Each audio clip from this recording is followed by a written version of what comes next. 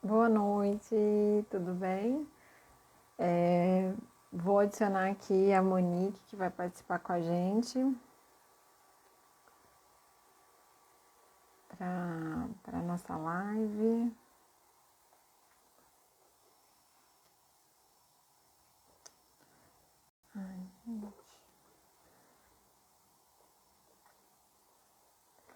Gente, espera aí, que eu tô tentando aqui, tá? Calma aí.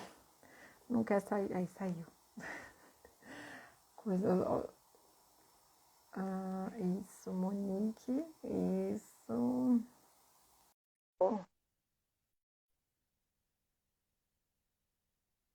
Monique entrou. Ai, ai, ai. Isso. Conectou? Oi, Monique, tudo Oi, bem? tudo bem e você? Deixa eu tentar baixar um pouquinho a Tudo cadeira aqui. ótimo, tudo ótimo. E você? Tudo bem, melhor agora aqui com você, né? Ai, que Muito bom. bom. Fora esse frio todo aqui no Rio, né? Menina, pior que eu falei, eu não tenho roupa de frio arrumada. Né? Eu botei um blazerzinho que é um pouquinho mais quentinho. Aí também falando que a Ah, gente acaba se aquecendo, né? é verdade. Monique, obrigada, viu, por ter aceitado o nosso convite de estar aqui hoje falando com a gente sobre gestão de resíduos, né, e recursos hídricos. Para quem não me conhece, eu sou a Cristiane, sou uma das sócias da Ambicom, sou bióloga, trabalho com gestão de resíduos. E a Monique é a nossa convidada e especialista na parte de gestão de recursos hídricos. Monique, por favor, se apresente. Bom, pessoal, boa noite. Primeiramente, obrigada a todos que estão presentes aqui nessa live. Já vi algumas pessoas conhecidas ali entrando. Bom, eu me chamo Monique, né, como a Cristiane falou. Eu sou engenheira agrícola e civil. Eu me formei na UF, na Universidade Federal Fluminense, aqui em Niterói, e fiz mestrado na parte de meio ambiente, com a minha dissertação ali focada também em recursos hídricos, e terminei há pouco tempo um doutorado no Programa de Dinâmica dos Oceanos e da Terra aqui da UF. Atualmente eu sou sócia diretora de uma empresa de consultoria na Ascend Soluções Ambientais e Recursos Hídricos. E, enfim, trabalho com drenagem, recursos hídricos desde 2010, então para mim é um grande prazer de verdade falar sobre isso. A empresa é a Nascente, pode Nascente Consultoria, Engenharia ou Consultoria? Na Ascend Soluções, né? Soluções Ambientais e de Recursos Ambientais. Hídricos. Então a gente Isso, trabalha Nascente. bastante nessa, a gente atua bastante nessa parte de recursos hídricos também. E outras áreas ambientais, né? Licenciamento, alguns estudos de impacto ambiental também. Legal, Monique. Obrigada, viu? Seja aí bem-vinda. E também obrigada a todos que estão aqui, que estão aqui presentes com a gente, né? Então, Monique, para a gente começar, né, é um papo bem descontraído, tá, gente? Nada, se alguém tiver dúvida, mande aí no nosso no direct, que a gente vai vendo as mensagens. E para a gente começar aqui o nosso papo, o nosso bate-papo, né, assim, quando a gente pensou nesse tema, né, eu falei assim, poxa, mas o que, que realmente é gestão de resíduos tem a ver com recursos hídricos? Qual que é? Que liga um ao outro, né? E aí a Monique vai poder explicar isso para a gente direitinho. Que gestão de resíduos e recursos hídricos, qual é a relação entre eles? Quando vocês entraram em contato comigo, né, falando que queriam fazer uma live comigo, eu vi que o tema de vocês era muito relacionado a resíduos. E eu fiquei pensando, poxa, o que que eu vou poder agregar? Porque eu não sou especialista de resíduos, não trabalho com isso.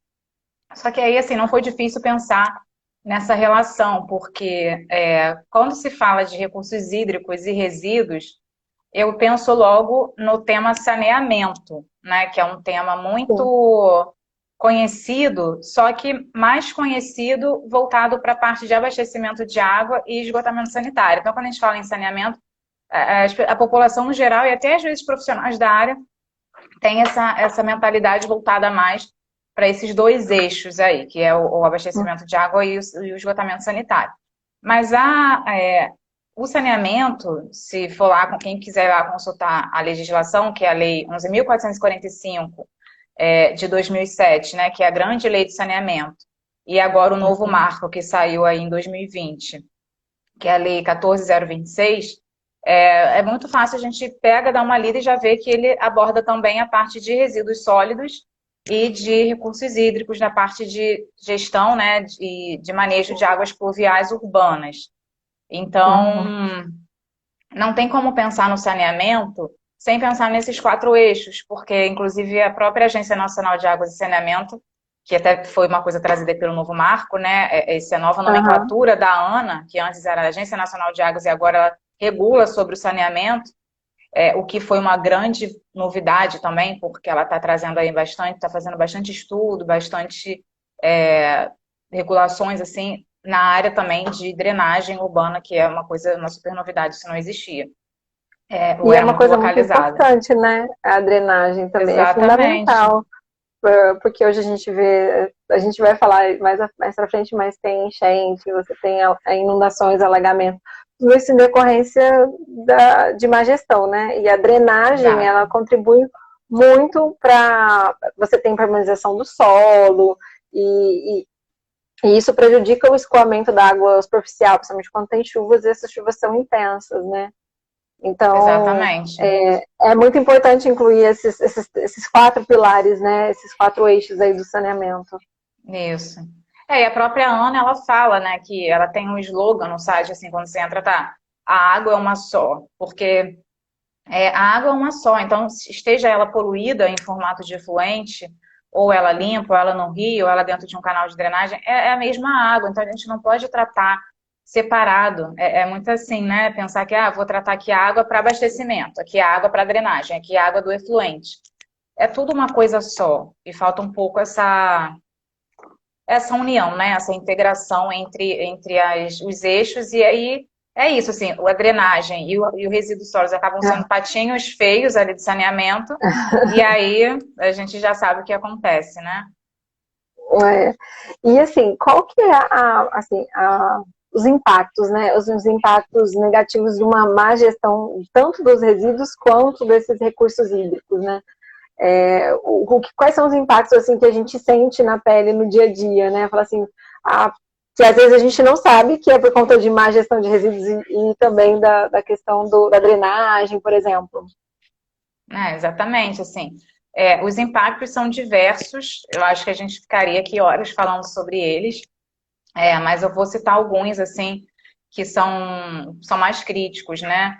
E como você falou aí, da gestão do resíduo. Então, também, quando a gente fala de gestão de resíduo, tem muita questão da gestão pessoal do resíduo. Eu costumo sempre classificar assim, porque a gente tem um costume, às vezes, de delegar para o outro ou para um ente público responsabilidades que são nossas. Então, a gente também, também não, a gente tem responsabilidade sobre o que a gente gera. E o governo, por sua vez, também tem essa responsabilidade, obviamente, esses deveres, né, como ente, de fazer uma gestão adequada. Então, quando essa gestão, seja pessoal, seja governamental, não funciona, quais são os impactos? Então, por exemplo, se a gente pensar no lixo banal que a gente joga na rua ali, um papelzinho, esse resíduo ele vai ficar na rua e aí quando chover, Não vai dar emprego para lixeiro, né? A gente ainda tem. falou que eu falei assim, gente, eu falei assim, eu lembro, Exatamente. a gente estava conversando, né? E falou assim, gente, eu lembro, né? Quando meu pai ainda era vivo, a gente ia no pedágio, passava no pedágio, assim, aí ele jogava papel pela janela, assim. Aí eu falei, mas por que você joga isso? Eu era adolescente. Ah, não, porque É, eu vou dando um emprego para alguém. Aí eu falei assim, gente, não pro vai dar gari, emprego, né? você vai Emprego pro gari. pro gari. Aí eu falei assim, gente, você não vai dar emprego, você está contaminando o meio ambiente, você está Exato. prejudicando, né? É Não, e justamente como isso. se esses profissionais já não tivessem trabalho suficiente, né? Porque você já tem resíduos de varrição, já tem um monte de Exato. coisa. O que menos precisa é você jogar ali o seu resíduo no O chão, seu né? resíduo, Eu acho que isso exato. melhorou muito. Quando eu mudei para o Rio, eu não sou daqui, sou de São Paulo, do interior de São Paulo, me mudei.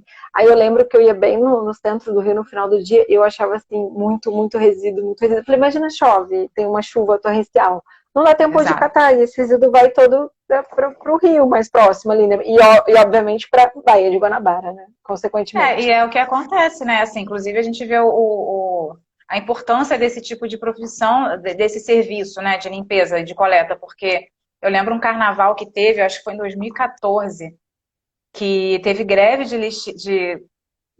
da empresa, né? Da Colômbia. Da Conlurbia. E no meio de um carnaval, eu lembro que eu fui para um bloco, eu fui de bota, porque o centro do Rio, ali, a Praça 15, tava horrível, porque tava chuvoso. Tava um tempo chuvoso, além da greve. Então, ali que, assim, basta um dia sem esse serviço, principalmente num centro urbano, que a gente já percebe a importância. E ver os Sim. impactos, né? E, assim, os impactos são vistos por todos nós. Então, é esse resíduo que cai na rede de drenagem e que causa obstrução, causa entupimento das bocas de lobo, das tubulações, e isso agrava os alagamentos e as inundações. Esse resíduo que chega na rede, ele vai para o oceano, porque toda a drenagem, né, do continente, ela vai para o oceano. Então, esse resíduo ele vai para o oceano e gera essa contaminação, tanto desses resíduos mais sólidos, maiores, como contaminações também invisíveis, né, que são aquelas contaminações de poluentes que a gente não vê, mas que contamina. Inclusive, assim, eu até fiz uma postagem que fala assim, por que não ir à praia depois de um dia chuvoso? E aí foi uma postagem que deu bastante repercussão, assim, as pessoas compartilharam bastante, porque é exatamente isso, assim. É um tipo de contaminação, é tudo que, quando chove, tudo que está no continente, ali na parte ocupada, ela é varrida pela água e vai parar no oceano. Para nos rios, vai pelos rios e vai para o oceano. Então, são diversos contaminantes, assim, né, que acabam afetando esse tipo de... que Tanto da contaminam, né? atmosférica, né? Tanto da atmosfera que estava, por exemplo, em suspensão, e aí lavou, né? Também. E também o que estava no próprio solo, né? No próprio asfalto, nos prédios, edifícios. Então, tudo isso é carreado, né? É levado e atinge os recursos hídricos. Exatamente. Eu até vou dar uma colada aqui, porque eu jamais gravaria isso, mas assim, a gente tem, por exemplo, contaminação originária da circulação dos automóveis. Então, exemplo, óleo, graxa, gasolina, metal proveniente do desgaste dos pneus.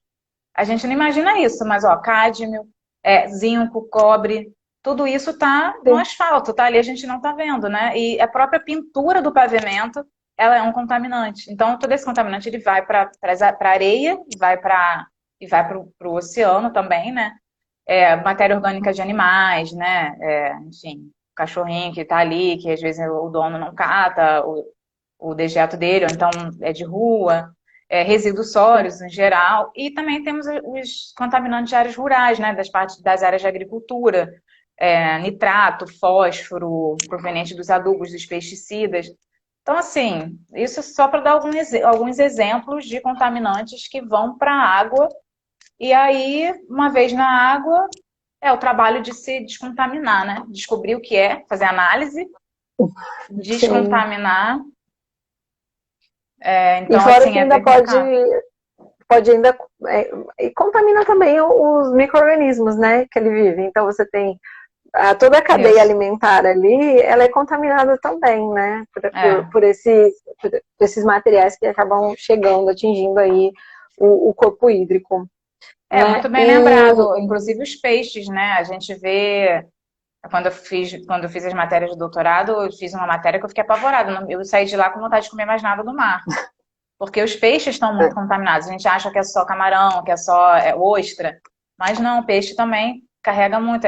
Enfim, é a cadeia, né? A eutrofização ali da cadeia, exatamente. A cadeia trófica. É melhor, acho que, tomar ômega 3, né? Daqui a pouco a gente vai viver de pílula, né, Cristiane? Porque tá difícil. Cada vez mais mais difícil. Resíduo das queimadas aí, tem que comentar, resíduo das queimadas também, né, um resíduo também que o pessoal bota, às vezes, queima o lixo, né, também vai para o ar, que depois volta... Isso é muito comum em comunidade, né, eu até te falei que recentemente eu recebi um contato de uma pessoa que é do alemão, isso.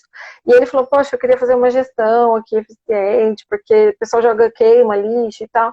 Então, assim, é muito comum, porque não tem a coleta ou a coleta irregular, aí para não ter proliferação de vetores, né, ou aquele acúmulo absurdo, as pessoas vão lá e queimam de forma que não tem o que fazer. Eles não têm É, outra opção, eles não são assistidos por uma coleta, né? Pelo básico, que seria um saneamento, né? Uma coleta contínua, frequente e tal. Então, exato. isso acaba também contamina o ar, contamina o solo e, consequentemente, vai contaminar também o lençol freático, né? Que é um Que outro você tipo tem. de contaminação, né? Que é das águas subterrâneas, né? Sim, Vem tanto dessa disposição aí do resíduo sólido, uma disposição inadequada, em locais inadequados, que a gente tem muitos exemplos dos lixões, né? Ainda no Brasil, isso é muito presente ainda, esses lixões. Então, obviamente irregulares, inclusive o novo marco aí estabeleceu novas metas dos municípios terem os seus aterros sanitários, mas a gente sabe que a realidade do Brasil né, é de muita carência financeira de muitos municípios que nunca vão conseguir, nem é adequado também cada município ter seu aterro, então as pessoas dispõem em lixões, em áreas ali, em terrenos baldios, então tem essa contaminação. E nesses lixões, nessas áreas de acumulação, tem de tudo, né? A gente vê resíduo residencial, resíduo comercial, resíduo industrial, resíduo hospitalar, a gente encontra muito hospitalar, em lixão, né? sim. E Resíduos de tudo construção isso está indo para o civil, solo. todos os tipos vão para lá, né? Tudo vai para lá. É, Exatamente. é, É muito triste. Locais onde tem postos de gasolina, né, esse óleo, a própria gasolina vai às vezes para o lençol freático, então tem que ser muito bem impermeabilizado. Não dá para dispor assim de qualquer maneira. sim, sim. São Paulo tem uma gestão bem eficiente assim, de áreas contaminadas e tal. No Rio ainda a gente não vê tão frequente essa gestão, né? Mas em São Paulo isso é bem eficiente, principalmente de postos e tal. Quando você tem desativado, tem todo um estudo que você tem que fazer, um acompanhamento dessa desativação, dessa inativação desse posto e tal. Então, isso também é uma coisa que tem cada vez tem que ir se preocupando, né? Os órgãos eles Sim, têm que ir avançando cada vez mais na sua interface, né? Na sua sim. pesquisa, na sua cobrança É, com as entidades, com a sociedade, né? é. Para a gente garantir a qualidade ambiental. Exatamente. Aqui no Rio a gente recebe às vezes contato assim de empresas buscando um serviço, né, de monitoramento e remediação do solo. E, em geral, às vezes é Uhum, porque o INEA, o próprio o órgão estadual ambiental, ele notifica o empreendedor, ele solicita o estudo. Então, eu vejo assim uma atuação muito presente do INEA aqui no Rio de Janeiro nesse sentido, sabe, de fiscalização e de notificação ou multa, né, dependendo do estágio, em geral, assim, inicia com uma notificação, uma multa direto. Então, os empreendedores acabam buscando e outros até buscam mesmo por forma involuntária quando tem esse conhecimento. O que eu percebo, Cristiana, é que assim, há muito desconhecimento, sabe? Claro que muita gente faz mesmo porque não quer gastar ou porque não tem interesse, mas eu vejo muito desconhecimento do assunto. Inclusive, quando eu criei o meu Instagram, que eu tento, assim, aos trancos e barrancos, colocar algum conteúdo, é justamente para as pessoas poderem ter acesso a um assunto que, assim, é muito bom vocês darem esse espaço, né? Porque as pessoas, às vezes, realmente não sabem, não viram isso. A gente estuda isso há quanto tempo, né? Eu me formei, sim, entrei na faculdade em 2005, então eu estudo isso aí há 17 anos.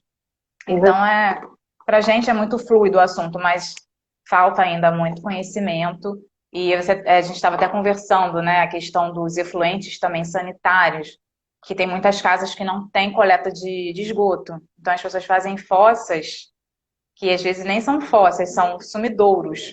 E aí, às vezes, no sim, mesmo quintal, ela faz a fossa e faz o poço para coletar água para consumir. É terrível. Assim. Isso a gente sim. não vê.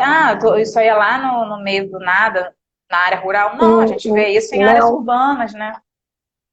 sim, porque às vezes você não tem a captação, né, ou não chega a rede pública até lá, e consequentemente, ele perfura, às vezes nem tem autorização, não tem nada, perfura o poço Exato. e consome aquela água, ou tem criação de animal, ou alguma coisa nesse sentido. Você falou E você aí lembrou acaba bem. contaminando, né? Não tem jeito, assim. Pode Você lembrou falar. bem a questão da captação, né? Que a gente acabou nem falando. Dos mananciais, né? Que é aí que é onde tem um link ali do recursos hídricos com os resíduos. Esses mananciais, que são as fontes de abastecimento, podem ser superficiais, que são os rios, os lagos, ou subterrâneos. Quando você não tem uma oferta hídrica boa, superficial, acaba recorrendo a poços subterrâneos. Então, esses poços, eles captam, às vezes, ali no lençol freático, que é aquele nível mais superficial da água, ou lá no aquífero. Quando é do aquífero, você ainda consegue uma água de melhor qualidade. Mas, na maioria das residências, assim, as pessoas não perfuram poços tão profundos. Ou captam Sim. água de rios e não fazem análise, ou fazem um tratamento muito primário ali, muito pequeno. Então, até vou deixar aí para quem está assistindo a gente, se vocês conhecem alguém, assim, ou se na casa de vocês não tem o abastecimento de água, né? Qual é o impacto disso? Que eu vejo, assim, muitos impactos, inclusive até em doenças. Pessoas que desenvolvem doenças por conta de, às vezes, de um mineral, que até mineral, que a gente acha que mineral faz bem. Mas o excesso, às vezes, de um O mineral pode excesso. causar um problema de rim, né? Enfim, fora as doenças, os vetores ali de contaminação que estão na água. Então, você vê, a Sempre, gente na brincadeira aqui sempre é falou um monte de importante coisa. regularizar, né? Tá regular. Não só com o órgão, mas você também está sabendo, você saber qual é a qualidade da água que você está consumindo, que você está distribuindo para né, sua família ou para uma região ali, enfim, se você for responsável por aquele poço.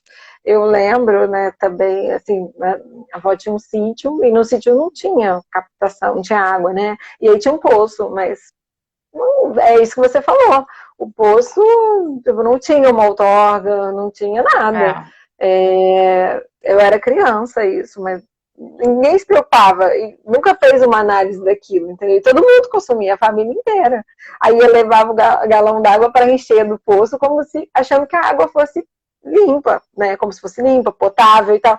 E às vezes poderia não ser, poderia ser límpida, mas não necessariamente ela é uma água potável, né? Exato, às vezes ela é meio salobra, né? Dependendo do local, do tipo de solo.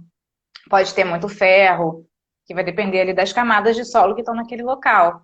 Então, enfim, essa parte, eu lembro que quando eu fui fazer as audiências públicas dos planos de saneamento que eu trabalhei, uma época, a gente foi para alguns municípios do Espírito Santo e alguns municípios do Maranhão.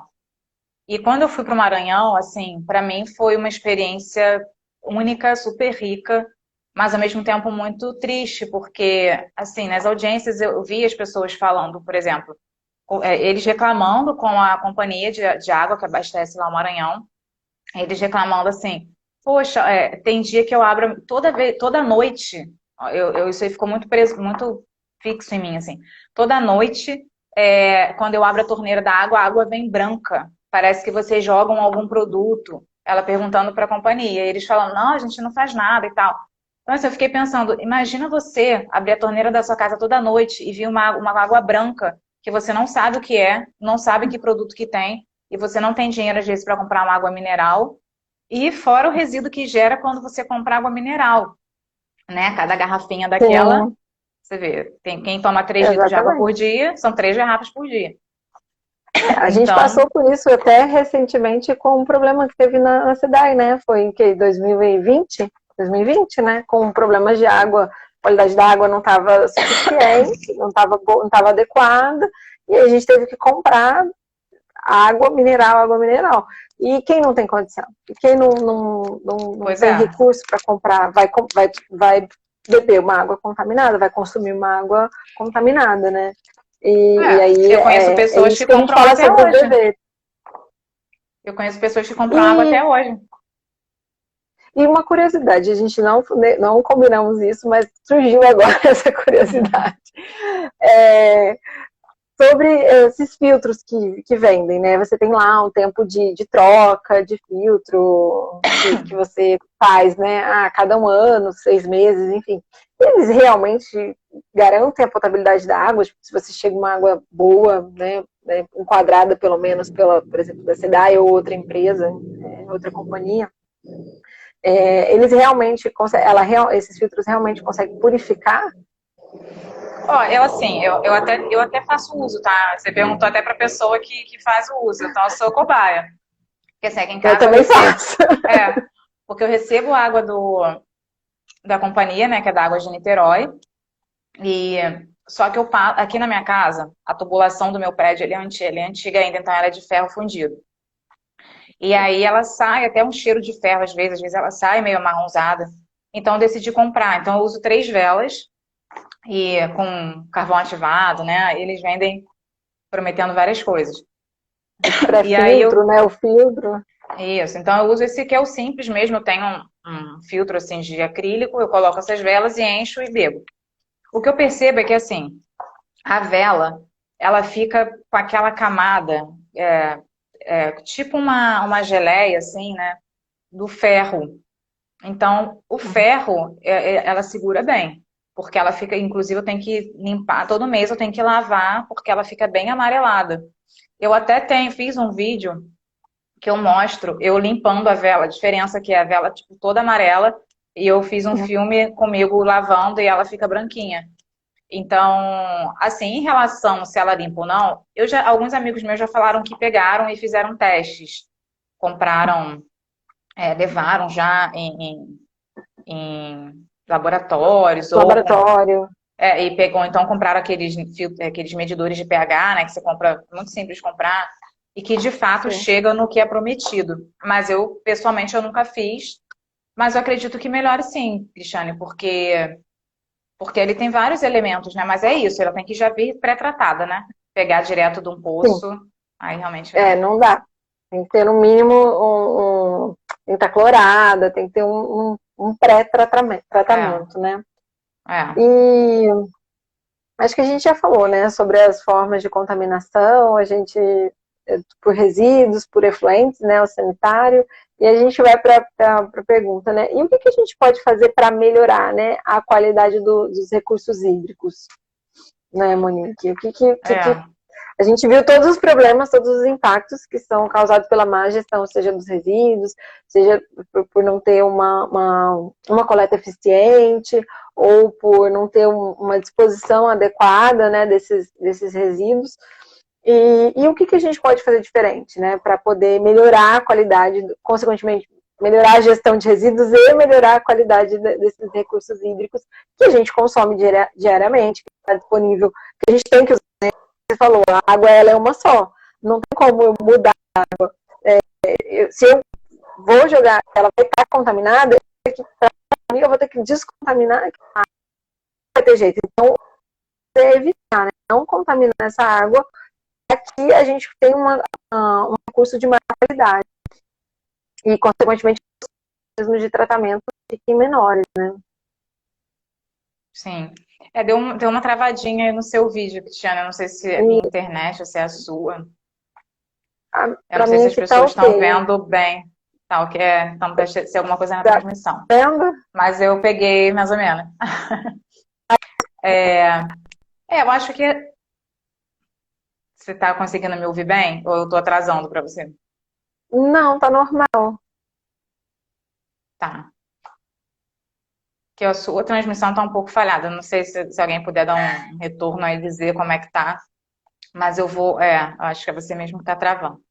Mas eu vou falando, então se você está me ouvindo, Cris, a gente vai trocando. De repente vai dar uma estabilizada aí. Tá. Pra mim então tá ok.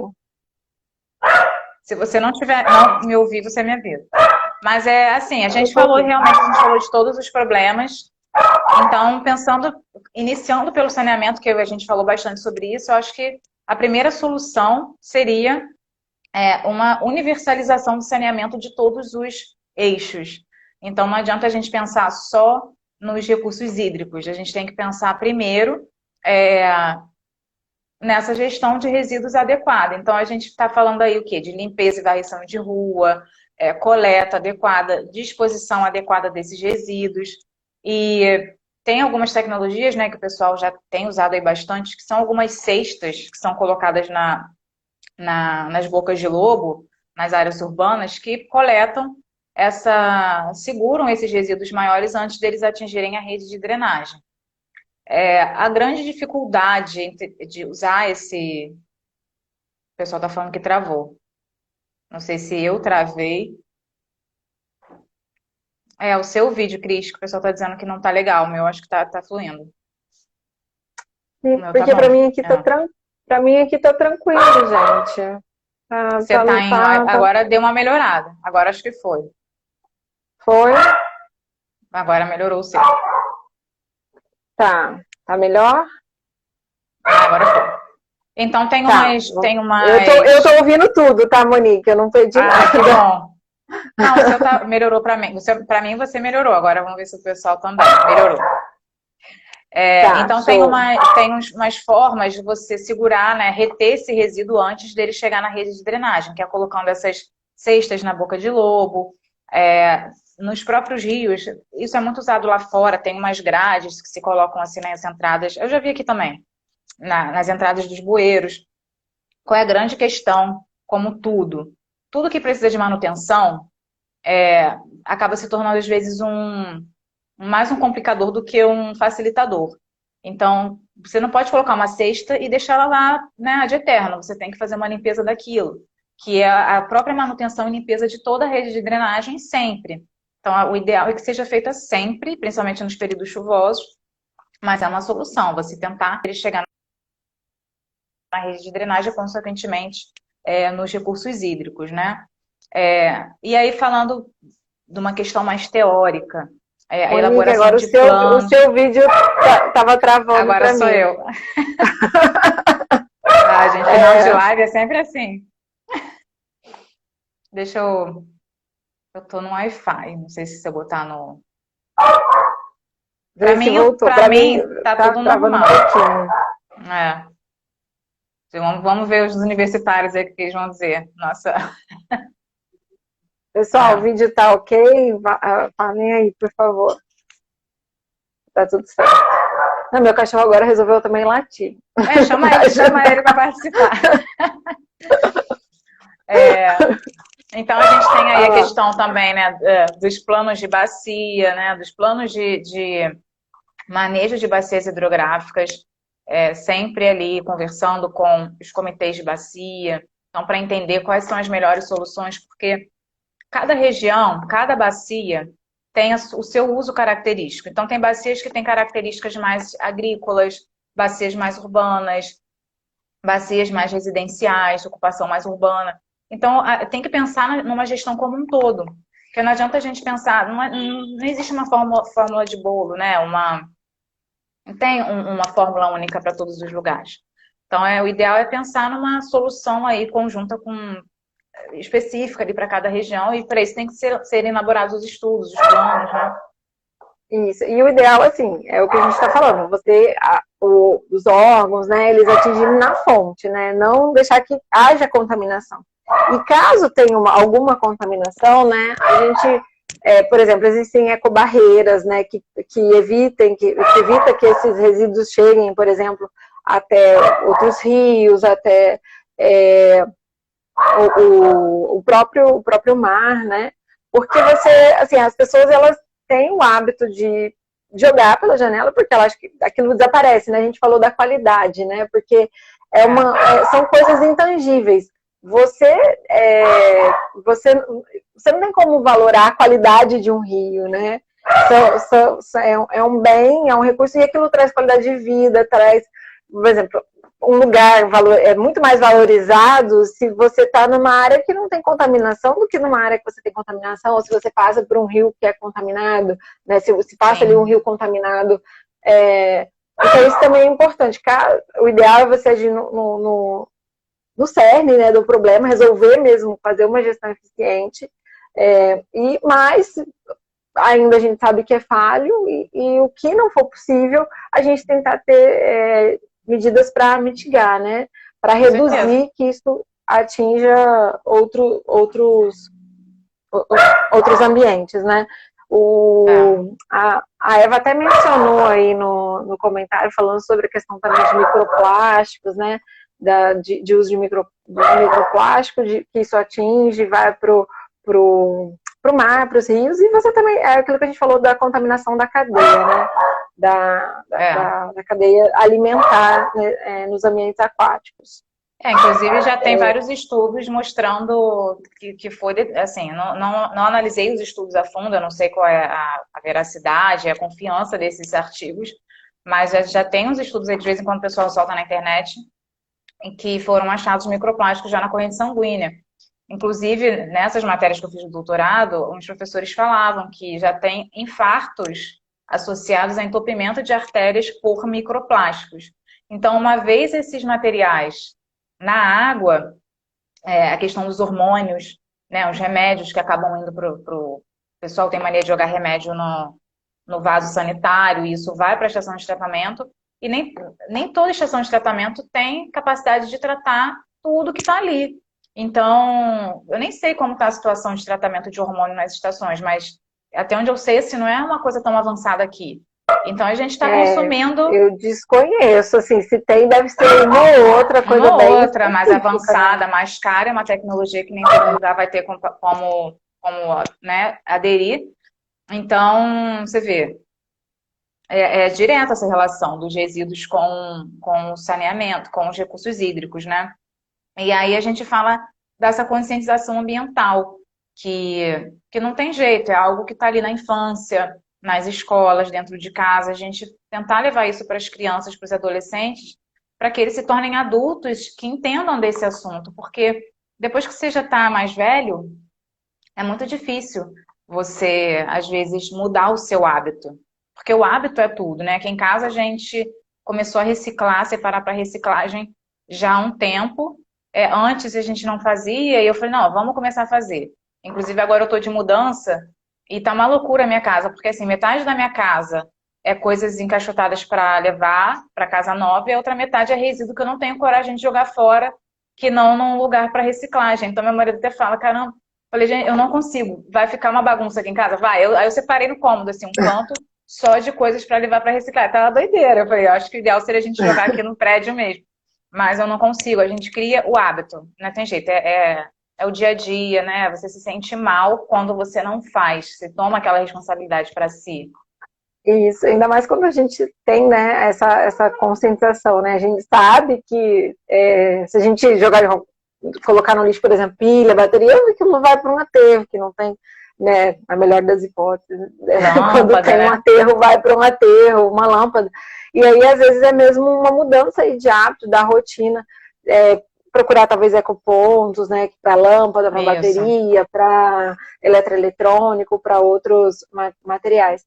A Eva fez aqui um comentário também, né, falando sobre a questão dos hormônios, né, a própria urina humana tem muitos químicos oriundos de medicamentos, né?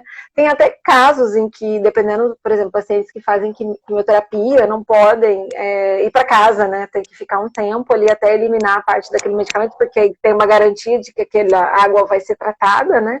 E depois eles vão para casa, principalmente quando tem, às vezes, marcadores e tal, né? E aí, o tratamento biológico, ele acaba não conseguindo tratar completamente essas influências.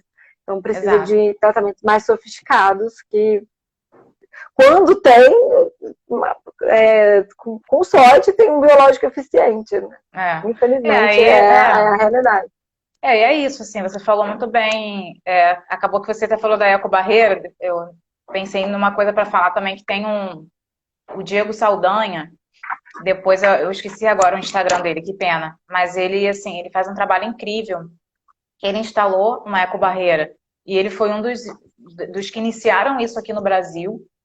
E ele instalou uma ecobarreira no quintal da casa dele, tem um rio que passa, e eu acompanho assim, o Instagram dele, eu acho incrível, de vez em quando eu compartilho, porque assim, o cara vive, a vida dele é retirando coisas do rio.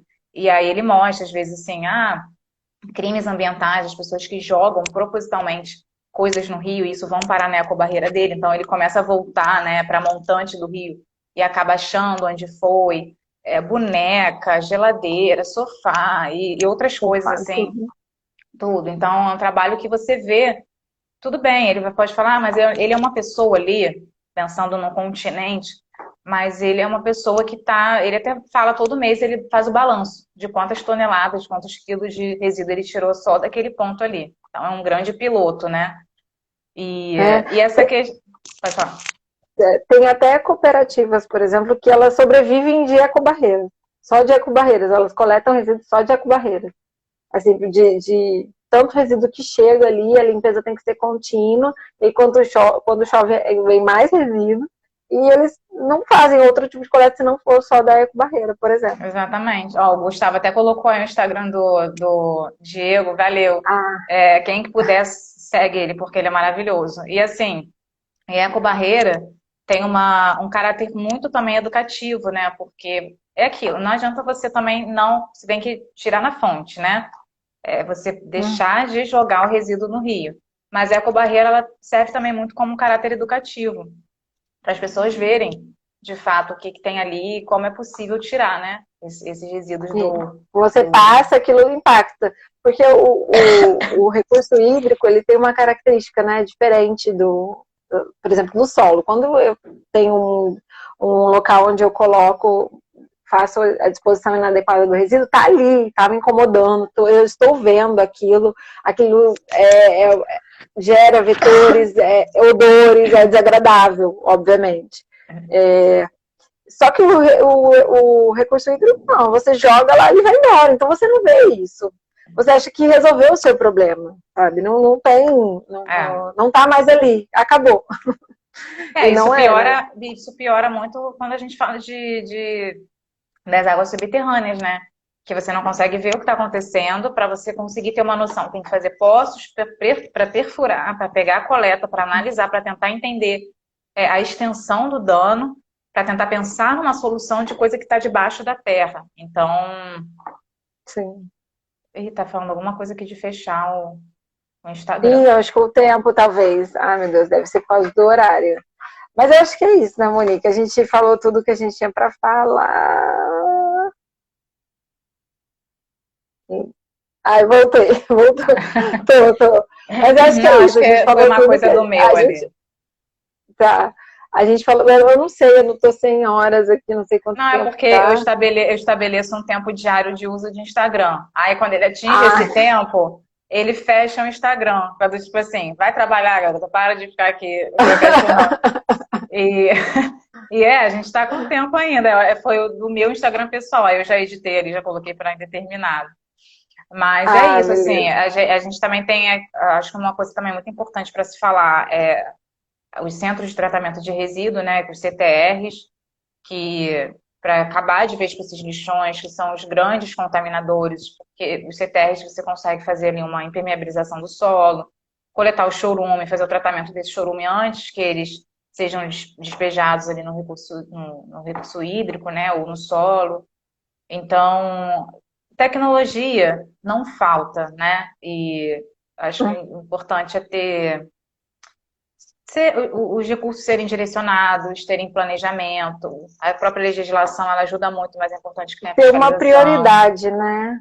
Ter uma prioridade, porque acaba sempre que o meio ambiente, as questões ambientais, elas não são prioridades, não é prioridade do governo, né? Eu sei também que tem coisas, problemas sociais, que são significativos, pessoas que faltam, às vezes precisam de alimento e tal, enfim.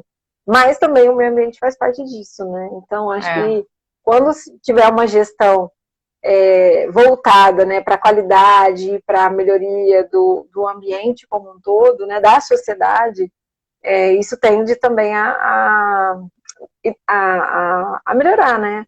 E não é, só fazer cumprimento. Eu sei que muitos, a maioria faz por conta de cumprimentos de legislação. Ah, a lei obriga, é necessário, tem que fazer, mas não deveria ser, né? Deveria pensar mais no coletivo aí, mais na preservação ambiental, nas futuras gerações, na qualidade ambiental que a gente quer para a gente e para os próximos que virão, né?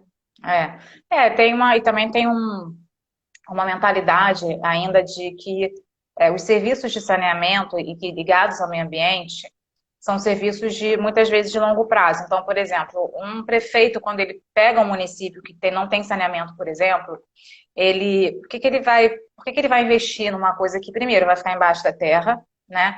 Para você instalar uma rede de drenagem, uma rede de coleta de esgoto, água as pessoas ainda aceitam melhor, mas você gera uma confusão, né? Um impacto no município, porque você bloqueia trânsito, você gera Um transtorno, poeira, né? um transtorno, e a população muitas vezes não vê com bons olhos, acha que. E depois, quando fecha tudo, as pessoas não veem o benefício daquilo, porque não é algo que elas estão usufruindo, foi o que você falou, é o intangível, né?